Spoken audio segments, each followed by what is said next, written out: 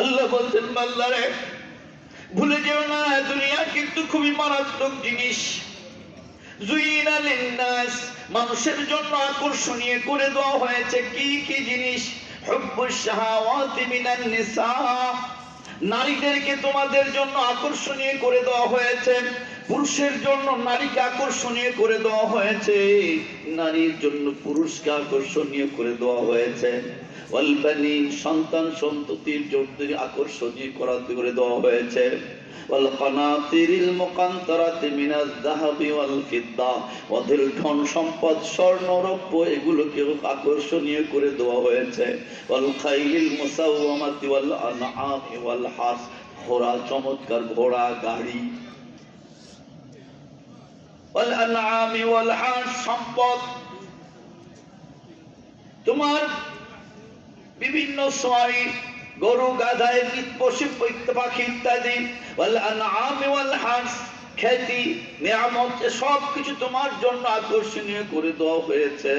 তবে বান্দা এটাও সতর্ক করে দিলাম, এই আকর্ষণীয় পরে তুমি আখিরাতকে ভুলে যেও না। কারণ জেনে রেখে দিও, যালিকা মাতাউল হায়াতিদ দুনিয়া, আই যালিকা মা ইয়াতামাত্তু বিহি ফি হায়াতিদ দুনিয়া। বাড়ি বলো, গাড়ি বলো, নারী বলো, যা টাকা বলো, পয়সা বলো, স্বর্ণ বলো, রৌপ্য বলো, বান্দা সব কিছু কিন্তু দুনিয়ায় তোমাকে একটু সাদাসদন করায়, দুনিয়ায় একটু তোমাকে স্বাভাবিক একটু আনন্দ দান করে।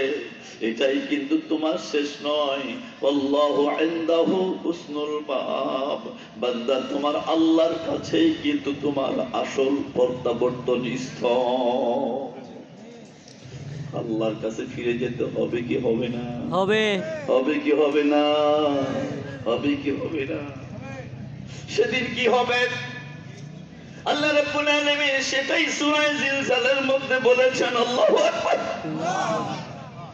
আল্লাহ বলেন বান্দারে ভুলে যেও না, ইযা যুলজিলাতিল আরদু জিলজালাহা। আল্লাহু আকবার। আল্লাহ বলেন বান্দারে আমি ইসরাফিলকে সিংহা দিয়ে দাঁড় করে রেখেছি। ইসরাফিল একটা সিংহায় ফুৎকার দেবে, সারা বিশ্বব্যাপী মহাভূমিকম্প শুরু হয়ে যাবে, আকাশ বাতাস তুলার মতো উঠতে থাকবে। তুমি দেখবা পাহাড় গুলো তুলার মতো উঠতে শুরু করে দিয়েছে। ফাইদা বারিকাল বাসার ওয়া খাসাফাল কমার ওয়া জুমিআশ শামসু ওয়াল কমার, সেদিন দেখবা সব চোখ আলো হারায় ফেলবে, চন্দ্র সূর্য তার আলো হারায় ফেলবে, একটার সাথে আরেকটা টপ টপ করে লেগে লেগে চূর্ণ বিচ্ছিন্ন হয়ে যাবে, কিছুই টিকবে না। আল্লাহ বলছেন কুল্লু মান আলাইহা ফান ওয়া ইয়াবকা ওয়াজহু রাব্বিকা যুল জালালি ওয়াল ইকরাম। বান্দারে যা দেখছো বলছো দুনিয়ায় যা দেখছো কোনো কিছুই কিন্তু সেদিন থাকবে না, শুধুমাত্র ওয়া ইয়াবকা ওয়াজহু রাব্বিকা যুল জালালি ওয়াল ইকরাম, আল্লাহ তাআলার শুধুমাত্র থাকবে, আর কিছু থাকবে না।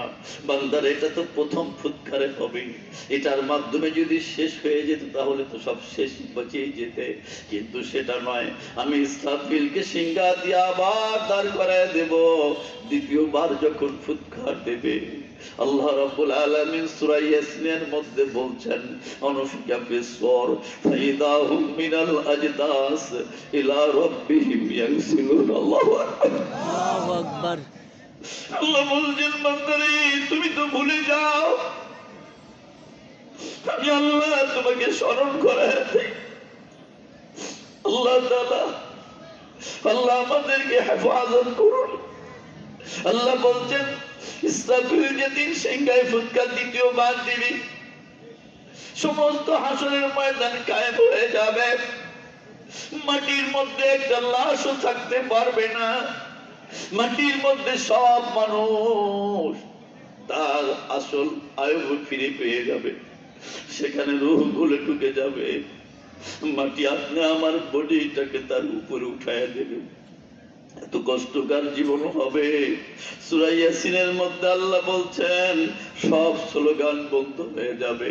যার কবরের মধ্যে জাহান্নামের আযাব চলছিল, সে তো চিৎকার করে কাঁদবে, আর সে তো জান্নাতের আযাব শান্তি চলছিল, সে তো চিৎকার করে কাঁদবে আর বলবে, কে আমাকে আরামের বিছানা থেকে উঠায় দিল।